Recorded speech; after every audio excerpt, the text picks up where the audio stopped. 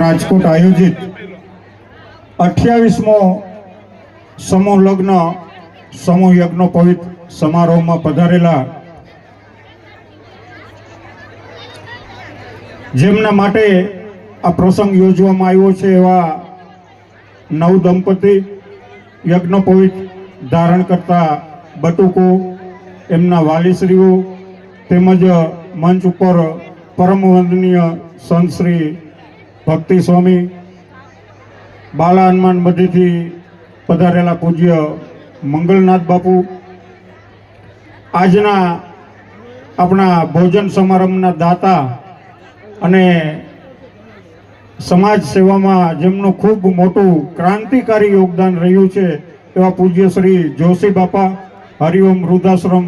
નવાગઢ અને અલિયાબાડા, એવા જ જમણવારના દાતા જેઓએ ગત વર્ષે પણ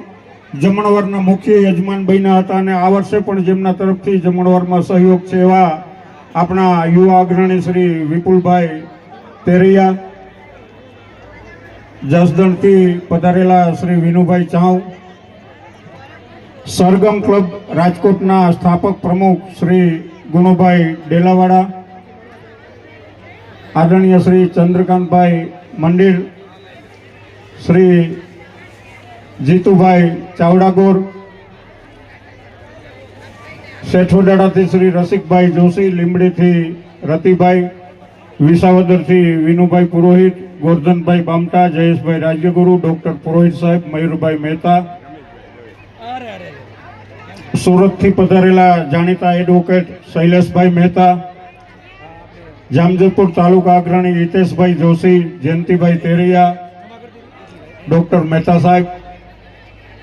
પધારેલા ગિરધરભાઈ, આપણા સમારોહની શોભા અને આપણા સમાજનું ગૌરવ એવા લોકગાયિકા બેન શ્રી વર્ષાબેન મહેતા, જેઓએ હમણાં જ ક્લાસ 2 અધિકારી તરીકે, પ્રોફેસર તરીકે એમને સરકારશ્રીમાં નિમણૂક મળી, એમનું પણ ખૂબ સ્વાગત. પધારેલા સર્વે બહેનોનું ખૂબ ખૂબ સ્વાગત. સાથે સાથે આજના પ્રસંગે રાજકોટ અને સમગ્ર સૌરાષ્ટ્ર ગુજરાતમાંથી પધારેલા આપ સૌ જ્ઞાતિ ભાઈઓ, બહેનો, બાળકો અને મહેમાનોનું શ્રી રાજગોર બ્રાહ્મણ યુવા સોશિયલ ગ્રુપ રાજકોટ વતી ખૂબ ખૂબ સ્વાગત અને અભિવાદન છે. Thank you.